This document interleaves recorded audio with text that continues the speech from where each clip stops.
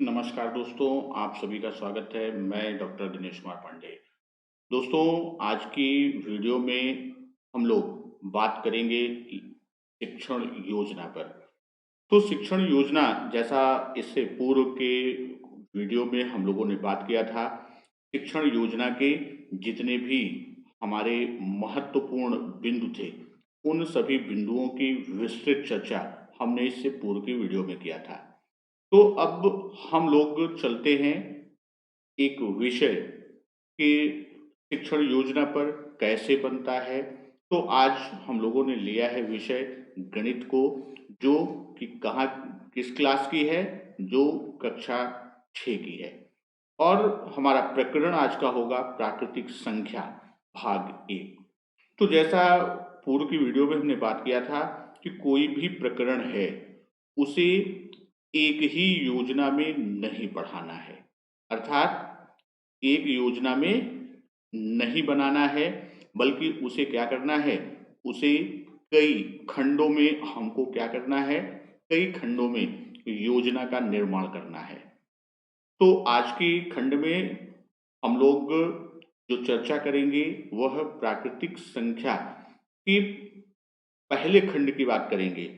और अगर आप यह पूरी वीडियो देख लेंगे तो शिक्षण योजना बनाना आपके लिए एकदम सहज और सरल हो जाएगा। चलिए चलते हैं हम लोग सीधे योजना की तरफ। तो शिक्षण योजना में सबसे पहले हम हेडिंग डालते हैं शिक्षण योजना। फिर उसके बाद आपकी दैनिक पूर्ति दिनांक, जिस तिथि में आपको पढ़ाना है वहाँ पर वह दिनांक हम डाल देंगे। कक्षा आपकी कक्षा 6 है, गणित विषय, और समय जो है वो 40 मिनट का हमारा कालांश है। तो योजना में सबसे पहले हम लर्निंग आउटकम को डिसाइड करते हैं कि हमारा लर्निंग आउटकम क्या होगा, हमारा लक्ष्य क्या है, उद्देश्य क्या है, या यूं कह दें कि शिक्षण के पश्चात बच्चे में कौन सी दक्षता विकसित होगी। तो यहाँ बच्चे, जो लर्निंग आउटकम हमने लिया कि बच्चे 0 से 9 तक के अंकों से बनी संख्या पहचान सकते हैं और इनसे संख्याओं का निर्माण कर सकते हैं। तो ये लर्निंग आउटकम आज का चिन्हित किया गया। लर्निंग आउटकम के बाद अगला हमारा पॉइंट होता है प्रकरण। तो प्रकरण में प्राकृतिक संख्या भाग 1 हमने लिया है। आवश्यक संसाधन या शिक्षण सहायक सामग्री, इसमें फ्लैश कार्ड का यूज किया, तीलियां, कांच की गोलियां, अंकों से संबंधित चार्ट और चित्र आदि। तो यहाँ हम ये बता दें कि जो आवश्यक संसाधन या शिक्षण सहायक सामग्री, यहाँ पर हम सिर्फ उन्हीं सामग्रियों का उल्लेख करेंगे जो शिक्षण में सहायता करें, यानी शिक्षण में सहायक हों या बच्चों के समझने में सहायक हों या बच्चों की समझ बढ़ाने में सहायक हों, उन्हीं को हम क्या करेंगे, यहाँ आवश्यक संसाधन या सामग्री में उल्लेख करेंगे। फिर अगला पॉइंट हमारा होता है कि शिक्षण अधिगम की प्रक्रिया या गतिविधियां। तो शिक्षण अधिगम की प्रक्रिया या गतिविधियां हम लोग 3 खंडों में देखते हैं, शिक्षण के प्रारंभ में, शिक्षण के दौरान और शिक्षण के पश्चात। तो शिक्षण के प्रारंभ में सबसे पहले एक तरह से देखा जाए तो शिक्षण के प्रारंभ में पूर्व में हम लोग क्या निकालते थे, पूर्व में प्रस्तावना के प्रश्न निकालते थे। तो वही प्रस्तावना ही शिक्षण के प्रारंभ का खंड है।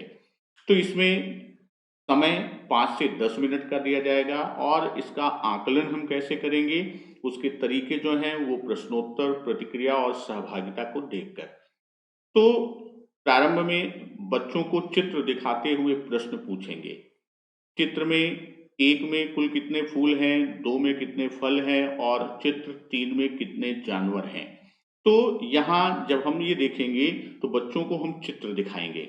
जैसे चित्र 1, इसमें पूछा गया है कि चित्र 1 में कितने फूल हैं, तो इन फूलों की संख्या को पूछा। तो चित्र 1 में बच्चे उत्तर देंगे फूलों की संख्या कितनी है, 3 है। फिर चित्र 2 की बात करेंगे, इसमें कितने फल हैं, तो यहाँ बच्चे क्या करेंगे, इसमें बच्चे फलों की संख्या को बताएंगे। उसी तरह तीसरा प्रश्न हम करते हैं कि चित्र में कितने जानवर हैं, तो जानवरों की संख्या को यहाँ पर व्यक्त करेंगे और इसके साथ साथ हम गतिविधि भी करेंगे शिक्षण के प्रारंभ में कि बच्चों का अलग अलग समूह बनाकर और उनसे विभिन्न प्रकार की गिनती हम कराएंगे और उनकी इस गतिविधि और प्रश्नोत्तर के द्वारा हम क्या करेंगे, हम बच्चों का आकलन करेंगे। इसके बाद दूसरा हमारा क्रम आता है शिक्षण के दौरान। ये हमारा सबसे महत्वपूर्ण खंड है और इसमें हम 25 से 30 मिनट का समय व्यय करते हैं या देते हैं। तो इसमें शिक्षण के दौरान बच्चों से चर्चा करते हुए हम बच्चों को बताएंगे। अब यह चर्चा एक संक्षिप्त कहानी के रूप में हम कर सकते हैं या किसी और परिस्थिति के आधार पर कि उसको समझाएंगे, या पूर्व में जैसे हमने देखा कि जानवरों की संख्या कितनी है, या हम देखते हैं फलों की संख्या कितनी है या फूलों की संख्या कितनी है। तो अब यहाँ पर बच्चे उत्तर देंगे 3 और उसको हम लिखते हैं किस रूप में, 3 प्रतीक के रूप में। तो यहाँ पहला बिंदु जब चर्चा कर संक्षिप्त कहानी के रूप में चित्र के माध्यम से या परिस्थिति को दिखाकर कि कितनी वस्तुएं हैं का जिससे बोध होता है उसे क्या कहते हैं, उन्हें संख्या कहते हैं। जैसे फूलों की संख्या 3, तो 3 क्या है, कितनी वस्तुएं हैं यानी कितने फूल हैं का जिससे बोध होता है उन्हें संख्या कहते हैं। उसी तरह संख्याओं को जिन संकेतों द्वारा व्यक्त करते हैं उन्हें हम क्या कहते हैं, उन्हें संख्यांक कहते हैं। अब यहाँ पर जैसे आपका प्रश्न समझने के लिए हम इस तरह समझ लें कि बच्चे बताएंगे फूल कितने हैं, फूल 3 हैं। तो अब 3 ये हमारी क्या है, संख्या है और इस संख्या को व्यक्त करने के लिए जो चिन्ह का प्रयोग हम कर रहे हैं, जिन संकेत का प्रयोग कर रहे हैं उसी को हम क्या कहते हैं, संख्यांक।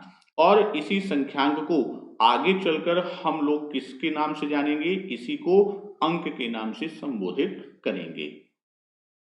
इसके साथ साथ संख्याओं का अर्थ है संख्या को लिखने के लिए प्रयुक्त अंक। अभी हमने कहा हम संख्यांक को किससे जानेंगे आगे चलकर, अंक से। तो वही चीज यहाँ पर है कि संख्याओं का अर्थ है संख्या को लिखने के लिए प्रयुक्त अंक। और सबसे पहले जो ये प्रयुक्त अंक है, यही प्रयुक्त अंक क्या है, विभिन्न संख्याओं को प्रदर्शित करने के हमारे क्या हैं, संकेत हैं। तो सबसे पहले 1 से लेकर 9 तक की संख्याओं के लिए संकेत विकसित हुए, ये हम बच्चों को बताएंगे, लेसन प्लान में उद्धृत करेंगे। और आगे जब हम चलेंगे तो जो 1 से 9 तक के अंक हैं या संकेत हैं, तो देवनागरी लिपि में जब हम देखते हैं तो हम 1 2 3 4 5 6 से लेकर 9 तक इस तरह के संकेतों से व्यक्त करते हैं, रोमन में और अरबी में, और साथ ही साथ अंतरराष्ट्रीय जिसका आज प्रयोग होता है तो वह 1 2 3 4 5 से लेकर 9।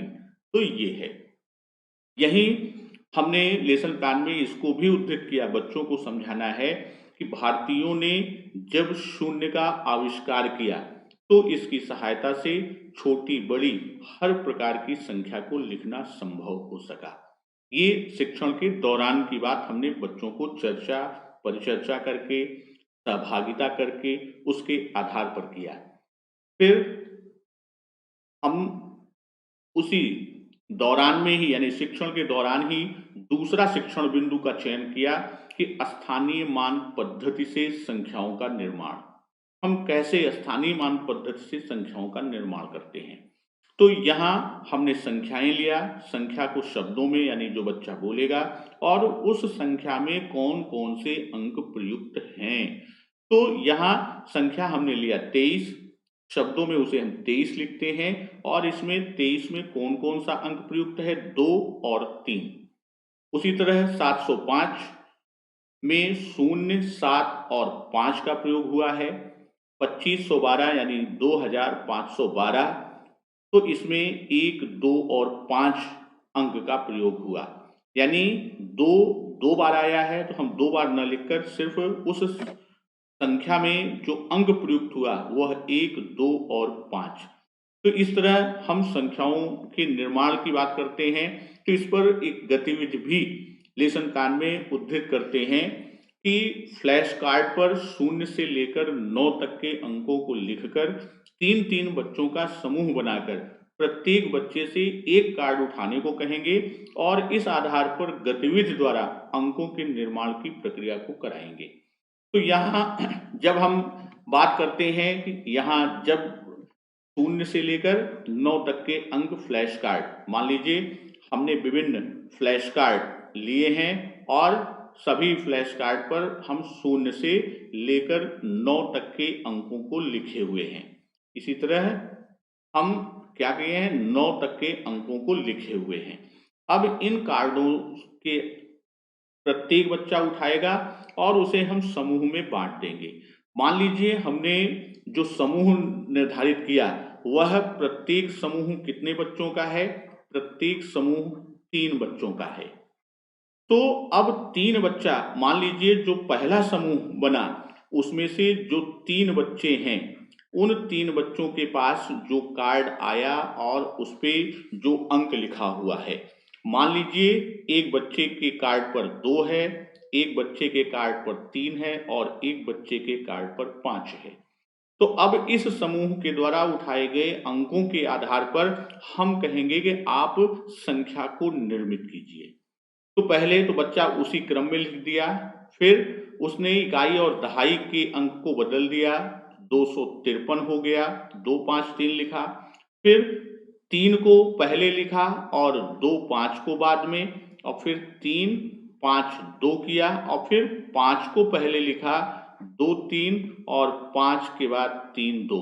तो इस तरह देखते हैं कि इन तीनों के आधार पर यह हमारी संख्याएं जो निर्मित हुई वह 235, 253, 325, 352, 523 और 532।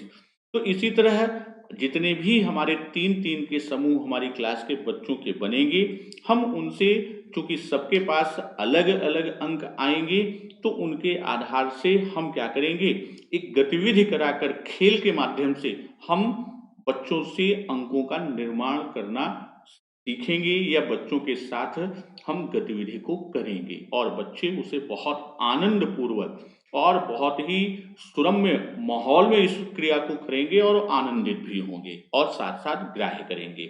फिर बच्चों से चर्चा करते हुए हम बताएंगे कि जो भी इसमें क्रम आएगा उसको हम चर्चा के दौरान बताते चलेंगे। तो ये खंड था। उसके बाद शिक्षण के पश्चात की बात हम करते हैं, यानी इसमें हम समेकन और आकलन 2 प्रक्रिया करते हैं। तो समेकन का आशय है कि पाठ में आए हुए प्रमुख बिंदु जो हैं उनको संक्षिप्त रूप से हम बच्चों के सामने पुनः दोहराते हैं, उसे हम एक बार पुनः उसका रिवीजन करते हैं। और यहाँ आकलन का तरीका जो लिया, प्रश्नोत्तर, प्रतिक्रिया, सहभागिता देखकर या कक्षा कार्य का अवलोकन करके। तो यहाँ आकलन के लिए विभिन्न अंकों के फ्लैश कार्ड से बच्चों में गतिविधि कराकर उनका आकलन करेंगे। जैसे हमने शिक्षण के दौरान किया था उसी तरह की गतिविधि थोड़ा सा भिन्न हम क्या करेंगे, बच्चों से गतिविधि कराएंगे और उनका आकलन करेंगे, यानी उसकी सहभागिता को देखकर या उनकी प्रतिक्रिया या उस गतिविधि पर प्रश्नोत्तर करके। तो गतिविधि पर प्रश्नोत्तर से आकलन करेंगे, जैसे 3, 5 और 7 से बनी संख्याएं लिखिए। बच्चे इससे बनी संख्याएं यानी इन 3 अंकों से बनी संख्याएं कितनी होंगी, 6 संख्याएं बनेगी, उन संख्याओं को बताएंगे। फिर उसी क्रम में हम बात करेंगे कि 1, 4, 7 और 9 से बनी सबसे बड़ी और सबसे छोटी संख्या का अंतर बताइए। तो ये जब हम गतिविधि शिक्षण के दौरान कराएंगे उसी समय हम बच्चों को ये बताएंगे कि सबसे छोटी संख्या प्राप्त करने के लिए 0 के अतिरिक्त जितने भी अंक हैं उनको बाईं ओर से, उन अंकों को बाईं ओर से आरोही क्रम में यानी बढ़ती हुई संख्या के क्रम में लिख देंगे तो हमें क्या मिलेगी? सबसे छोटी संख्या मिल जाएगी। उसी तरह जब हम बड़ी संख्या की बात करें कि अंकों को बाईं ओर से अवरोही क्रम में करेंगे। अगर छोटी संख्या मिलेगी कैसे? जब हम आरोही क्रम में करेंगे। किधर से किधर? बाएं से दाएं ओर। और वही बड़ी संख्या हमको मिलेगी, सबसे बड़ी संख्या जो मिलेगी वह क्या होगी? वह अवरोही क्रम में होगी। कैसे? बाएं से दाएं की तरफ। तो शून्य की दशा में बाएं से दूसरे स्थान पर शून्य को लिखेंगे। वहां हम बच्चे को बताए हैं कि यदि शून्य है तो उसमें क्या करेंगे? बाएं से सबसे छोटी संख्या के लिए बाएं से दाईं ओर